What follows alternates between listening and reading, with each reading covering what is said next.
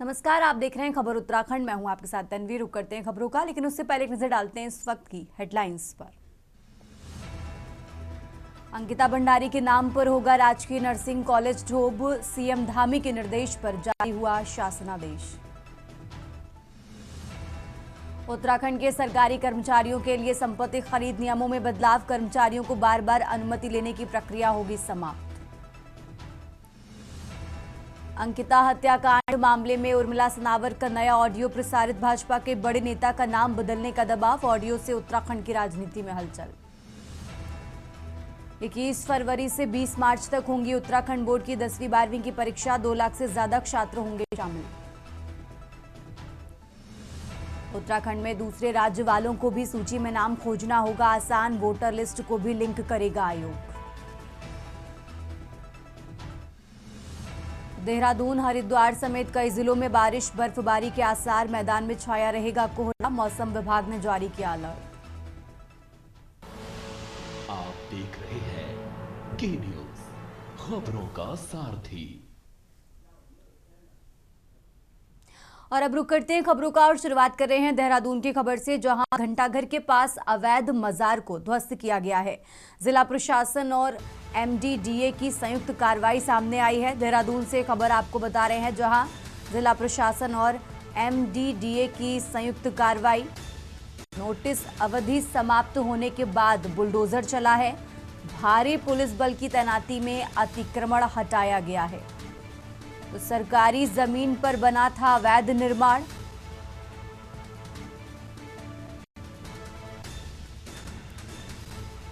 कार्रवाई पूरी तरह कानून के तहत।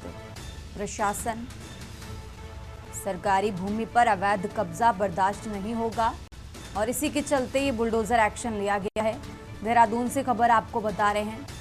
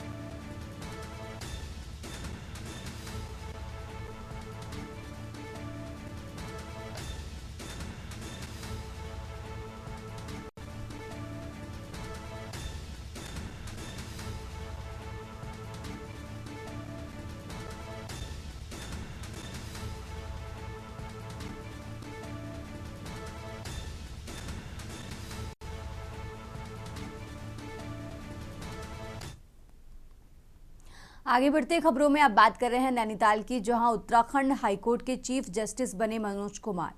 इलाहाबाद हाईकोर्ट के वरिष्ठ न्यायाधीश हैं जस्टिस मनोज कुमार।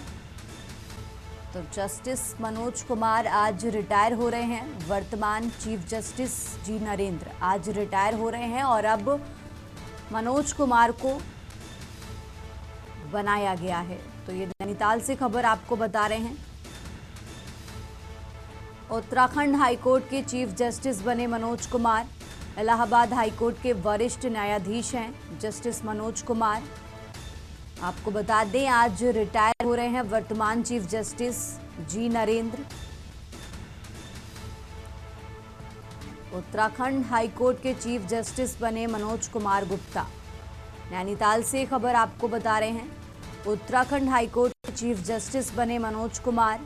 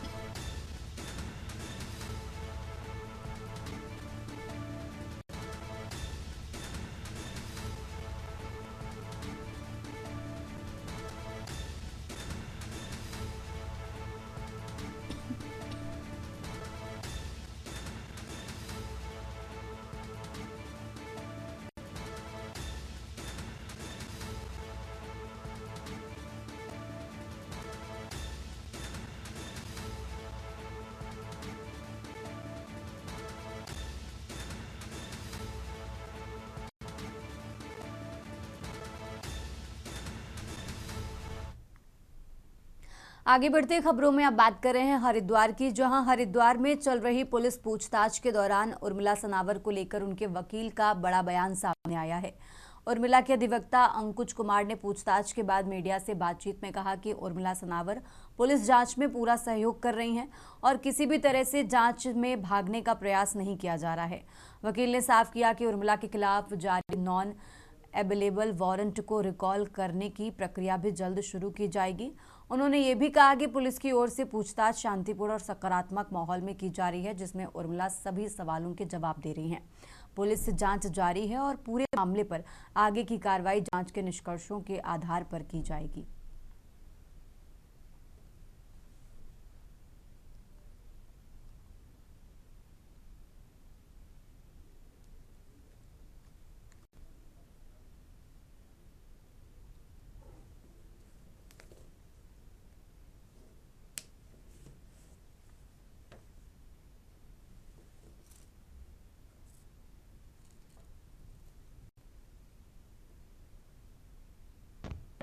सवालों के बारे में तो नहीं कुछ भी कहा जा सकता, लेकिन इन्वेस्टिगेशन अभी जारी है और स्टेटमेंट चल रहे हैं। जितने भी इनके ऊपर मुकदमे दर्ज हुए हैं तो उससे रिलेटेड जितने भी आईओ हैं सभी सवालात कर रहे हैं। जो भी उनका जवाब है वो अभी तो एक गुप्त तरीके से इन्वेस्टिगेशन जैसे चलती है अकॉर्डिंग टू लॉ ऐसे चल रहा है, और पुलिस द्वारा भी जो है सॉफ्टली नेचर से पूछताछ की जा रही है। कोई भी अमानवीय या दुर्व्यवहार तरीके का ऐसा कुछ भी नहीं है। बहुत और उर्मिला जी की तरफ से भी हम कहते हैं कि जो अकॉर्डिंग टू लॉ हमारा इन्वेस्टिगेशन में सपोर्ट रहेगा, हम पूरी हेल्प करेंगे पुलिस की।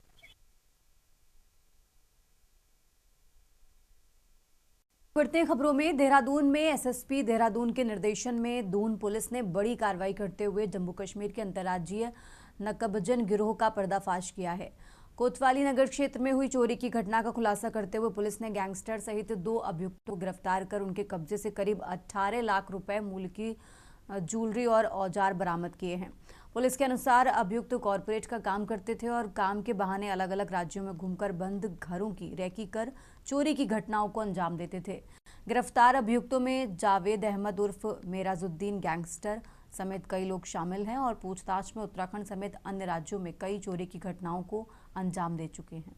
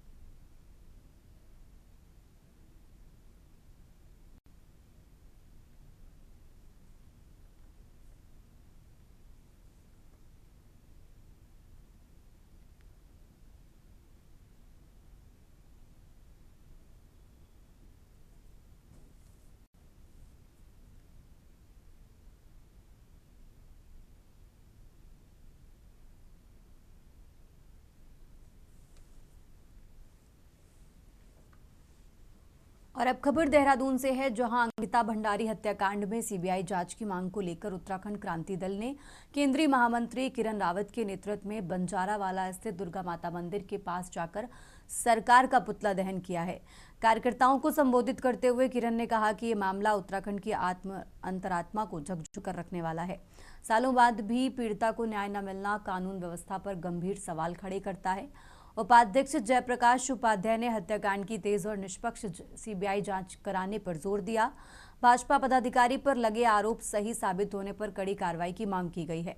सीबीआई जांच न होने पर पूरे प्रदेश में उग्र आंदोलन की चेतावनी दी और साथ ही विरोध प्रदर्शन में महानगर अध्यक्ष प्रवीण, संगठन मंत्री कपिल कुमार, संतोष नौटियाल व जितेंद्र कुमार सहित कई लोग शामिल रहे।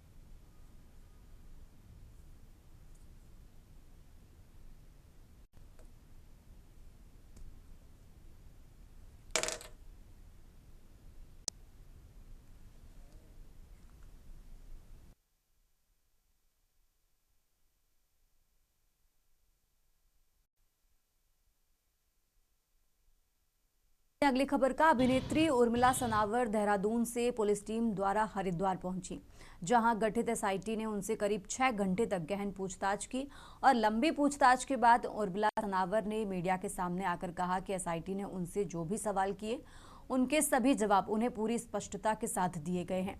उनके पास मौजूद हर जानकारी जांच टीम के साथ शेयर की गई है। ऑडियो रिकॉर्डिंग मामले को लेकर उर्मिला ने बताया कि संबंधित ऑडियो और उससे जुड़ी पूरी जानकारी भी एसआईटी को सौंप दी गई है। अन्य सबूतों के सवाल पर उर्मिला ने कहा कि पूर्व विधायक सुरेश राठौर और भाजपा नेता दुष्यंत गौतम एक दूसरे के बेहद करीबी दोस्त हैं और कई जानकारियां उन्हीं के पास होंगी। अंकिता भंडारी प्रकरण को लेकर उर्मिला ने कहा कि वो खुद अंकिता के परिवार से मिलने जाएंगी और इस लड़ाई में वो पूरे देश के साथ पीड़ित परिवार के साथ खड़ी हैं।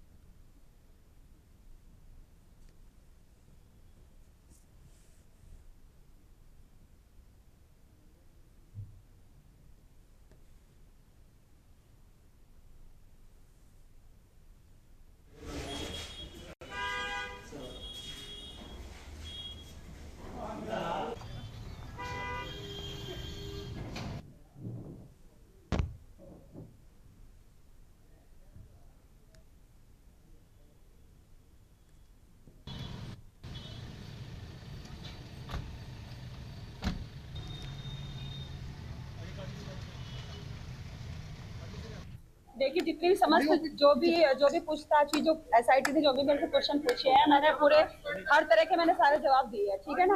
और ये 6-7 घंटे मेरे ख्याल से एसआईटी जांच चली है और जो भी चीजें हमें पता थी, सभी चीजों से रिलेटेड हमने पूरे सब जवाब दिए हैं, जो सब चीजें हैं। और हाँ, सब दिए, पूरी रिकॉर्डिंग भी बताई, टाइम भी बताया, हर चीज जो पूछा। इतने घंटे आप पता है कि बातचीत चली है। तो ऑडियो रिकॉर्डिंग के अलावा कोई अन्य सबूत भी आपके पास जो आपने एसआईटी को दिए हैं? वो देखिए, बाकी सुरेश राठौर देगा, क्योंकि सुरेश राठौर और वो बहुत ज्यादा लंगोटिया यार थे, दुष्यंत कुमार गौतम, तो वो उन्हीं को पता है, उसी के विषय में वही।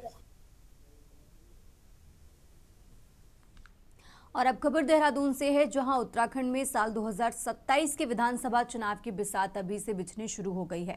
प्रदेश भाजपा मुख्यालय में हाल ही में कई जनप्रतिनिधियों के भाजपा में शामिल होने के बाद राजनीतिक सरगर्मी बढ़ गई है। इस पर प्रतिक्रिया देते हुए प्रदेश भाजपा महामंत्री कुंदन परिहार ने कांग्रेस पर तीखा हमला बोला है। परिहार ने कहा कि जहां एक ओर पूरे देश में जनमानस भाजपा से जुड़ने के लिए तैयार है, वहीं कांग्रेस अपनी नकारात्मक राजनीति के कारण गर्त में जा रही है। परिहार ने दावा किया कि मुख्यमंत्री पुष्कर सिंह धामी के विकास कार्यों और प्रदेश अध्यक्ष महेंद्र भट्ट के नेतृत्व से प्रभावित होकर लोग स्वेच्छा से भाजपा का दामन थाम रहे हैं।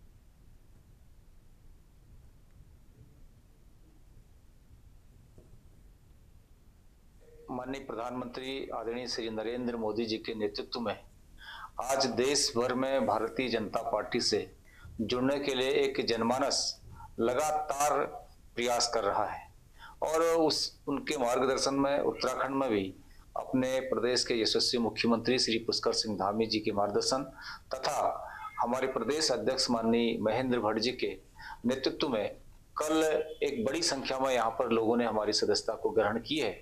क्योंकि हम सब लोग जानते हैं कि उत्तराखंड में जहाँ हमारी सरकार चहुमुखी विकास कर रही है, वहीं कई जनप्रतिनिधि जो निर्वाचित हुए हैं वो काफी समय से ये प्रयास कर रहे थे कि भारतीय जनता पार्टी उनको ज्वाइन कराई जाए।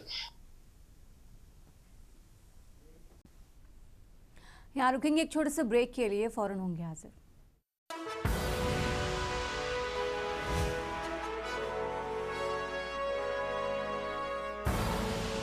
आप देख रहे हैं के न्यूज खबरों। ब्रेक से वापस आ चुके हैं, रुक करते हैं खबरों का। बात कर रहे हैं देहरादून की, जहां अंकिता भंडारी हत्याकांड को लेकर विभिन्न संगठनों द्वारा आगामी 11 तारीख को प्रस्तावित उत्तराखंड बंद पर भारतीय जनता पार्टी ने अपनी प्रतिक्रिया दी है। भाजपा के प्रदेश प्रवक्ता मथुरा दत्त जोशी ने आंदोलनकारी संगठनों और राजनीतिक दलों से संयम बरतने की अपील की है। उन्होंने कहा कि मुख्यमंत्री पुष्कर सिंह धामी पहले ही स्पष्ट कर चुके हैं कि सरकार इस संवेदनशील मामले की हर स्तर पर जांच कराने के लिए पूरी तरह तैयार है।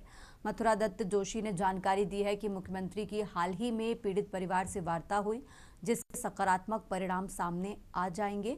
उन्होंने दोहराया कि यदि अंकिता के माता पिता सीबीआई जांच की मांग करते हैं तो सरकार उस पर भी गंभीरता से विचार करने के लिए प्रतिबद्ध है।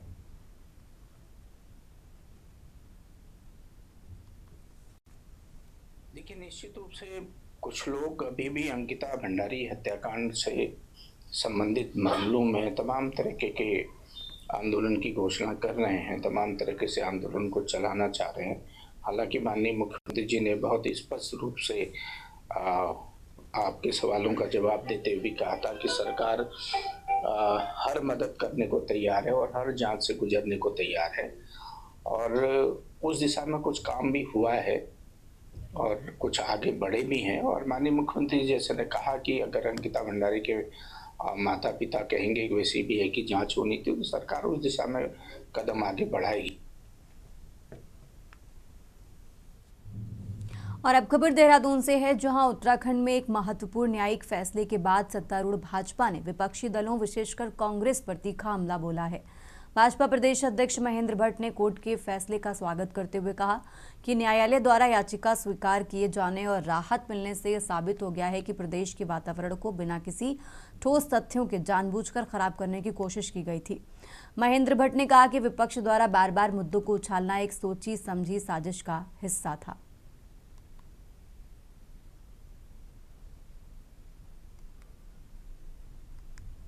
इस बात को कह रहा था कि प्रदेश के वातावरण को दूषित करने का प्रयास किया जा रहा है और बिना तथ्यों के बार बार चीजों को उजागर करने का कुछ राजनीतिक द्वारा ये षड्यंत्र था। लेकिन न्याय सबके लिए है।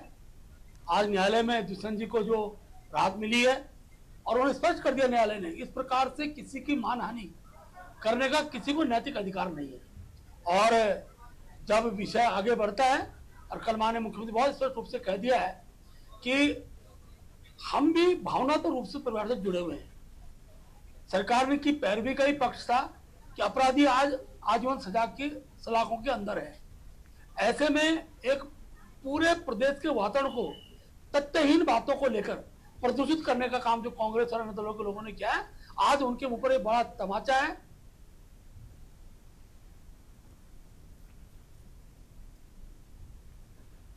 और अब खबर देहरादून से है, जहां देहरादून में कोहरे का कहर जारी है। दून समेत 6 जिलों में घने कोहरे की चेतावनी जारी की गई है। 14 जनवरी तक बारिश बर्फबारी की संभावना नहीं है। बारिश बर्फबारी न होने से प्रदेश भर में पड़ रही सूखी ठंड।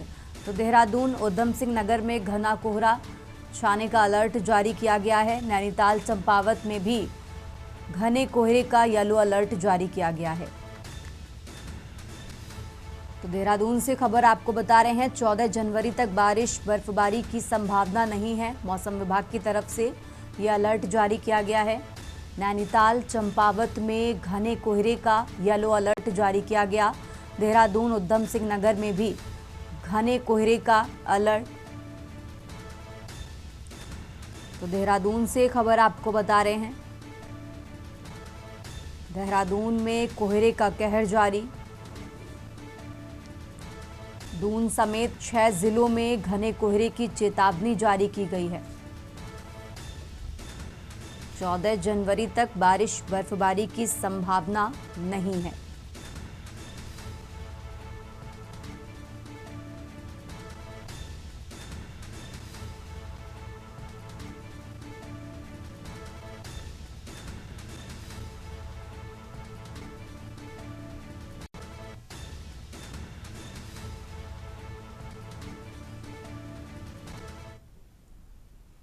आगे बढ़ते हैं खबरों में। पौड़ी जिले की बेटी अंकिता भंडारी हत्याकांड में अंकिता को न्याय दिलाने का मामला लगातार तूल पकड़ता जा रहा है।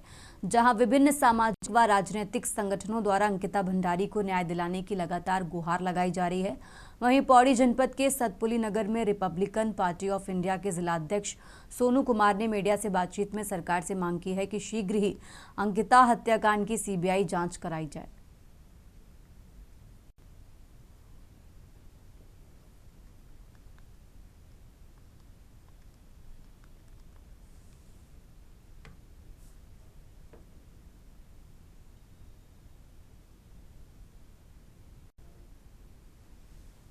अंकिता भंडारी केस का जो मामला चल रहा है, ये आदरणीय श्री प्रसिद्ध धामी मुख्यमंत्री से हमारे निवेदन है कि हमारी जो पहाड़ की बेटी है अंकिता भंडारी, इसको न्याय मिले। और जो अभी इस बीच में ये सपोर्ट की बात है कि सीबीआई जांच हो, और सीबीआई जांच में एक बेटी के साथ हमें पता है कि ये हमारी जो सरकार है, ये सरकार हमारी बेटी के साथ खड़ी होगी। मामला जिस तरह से भी दोबारा सामने हो गया है, इस तरह से तो लगता है कि बेटी सुरक्षित नहीं होगी। अगर बेटी सुरक्षित होती तो ये घटनाएं हमारी पहाड़ में नहीं होते। और हमें इस घटना की घोर निंदा करते हैं कि हमारे आदरणीय श्री मुख्यमंत्री धामी जी इस पे सीबीआई जांच करे, और जो सीबीआई जांच में जो सबूत मिलेंगे उसके आधार पर दोषियों को सजा मिले।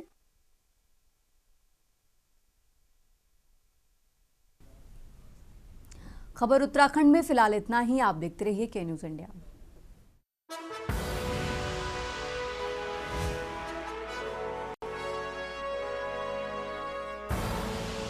आप देख रहे हैं के न्यूज, खबरों का